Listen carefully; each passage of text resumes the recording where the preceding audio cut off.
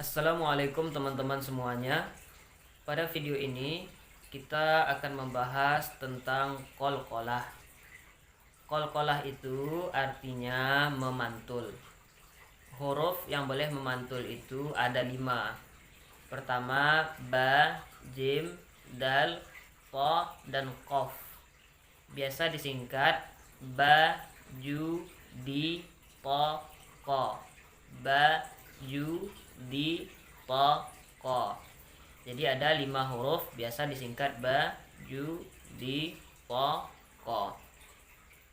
Kemudian qalqalah ini dia terbagi 2. Yang pertama namanya adalah qalqalah kubra. Qalqalah kubra ini dia terjadi ketika sukun atau sukun karena waqaf dan terjadinya pada akhir kalimat. Contohnya dalam surah Al-Lahab misalnya, ma aghna anhu maluhu wa ma kasab. Nah, di situ ada ba dan kita berhenti di sana. Maka kasab namanya qalqalah kubra. Ada bunyi ba-nya. Kasab itu contoh yang huruf ba. Kalau contoh yang huruf jim yang qalqalah kubranya contohnya was-samaa'i dzatil buruj. Nah, di situ ada huruf jim dan kita wakaf di sana. Buruj. Dan dia berada pada akhir kalimat, maka disebut dengan qalqalah kubra. Buruj. Ada bunyi j-nya. Buruj. Itu contoh yang jim. Kemudian contoh yang huruf dal misalnya di dalam surah Al-Ikhlas. Qul huwallahu ahad. Qul huwallahu ahad. Pada akhir kata ahad itu ada huruf dal.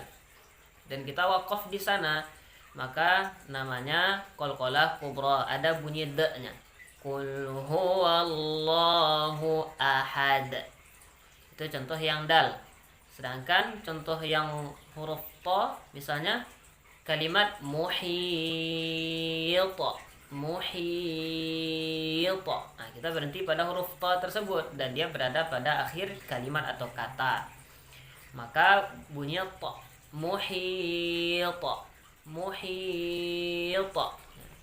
Kemudian terakhir yang contoh huruf qaf, qalqalah kubra misalnya surah Al-Falaq.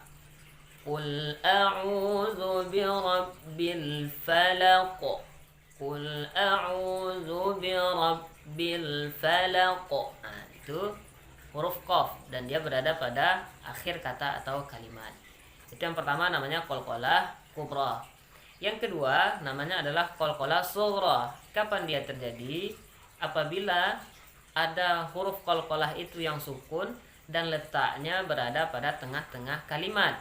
Contohnya yang huruf dal contohnya inna syani'aka huwal abtar. Abtar. Jadi bunyinya tidak sekeras yang qalqalah kubra. Kalau kubra tadi kan bunyi nya itu keras. Sedangkan kalau dia sughra dia bunyinya agak sedikit lebih lunak. Inna syani'aka huwal abtar. Abtar. Itu namanya qalqalah sughra. Contoh yang jim misalnya dalam surah Al-Fil. Alam yaj'al. Jadi bunyinya agak lebih lunak. Alam yaj'al kaidahum fi tadlil. Kemudian kalau huruf dal contoh qalqalah sughranya walaqad a. Jadi dia memantul sedikit saja. Walaqad a. Nah, contoh lainnya misalnya dalam surah Al-Alaq. Falyad'u nadiyah. Itu ada dal juga sukun. Falyad'u nadiyah. Sanad'uz. Ada lagi dal sukun, maka dia qalqalah sughra. Sanad'uz. Itu dia contoh yang huruf dal dan banyak lagi contoh yang lainnya. Kalau yang contoh huruf ta contohnya afatatma'u. Ada dia qalqalah huruf ta di sana, ada ta sukun.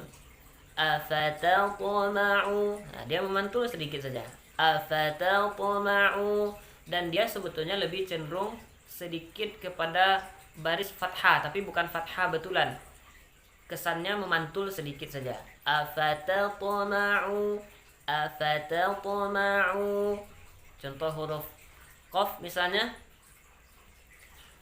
kalla la tuti'hu wasjud waqtarib. Ada kalimat waqtarib. Nah, maka itu namanya qalqalah sughra karena qafnya berada pada tengah-tengah bacaan kita atau tengah-tengah kalimat. Nah, itu dia yang disebut dengan qalqalah. Jadi qalqalah itu memantul dan dia terbagi dua. Ada yang kubra yang besar dan ada yang sughra yang kecil. Kalau kubra dia berada pada akhir kalimat atau kata, sedangkan sughra dia berada pada tengah-tengah kalimat. Kemudian sebagai catatan, bila huruf qalqalah itu ada tasdidnya ketika kita waqaf atau berhenti, maka ditahan dulu sebagai penanda tasdidnya. Contohnya surah Al-Lahab contohnya. Tabbat yada abi lahabin wa tab. Nah, karena ba-nya di situ ada tasdid, maka ditahan dulu baru dijadikan qalqalah. Wa tab. Contoh lainnya al-haqqa. Nah, ada kalimat al-haqqa itu kalau kita waqaf dia ada tasdidnya, maka ditahan dulu sejenak kemudian baru dijadikan qalqalah kubra. Haqqa tab. Nah, itu dia pembahasan seputar qalqalah. Semoga bermanfaat. Terima kasih. Assalamualaikum warahmatullahi wabarakatuh.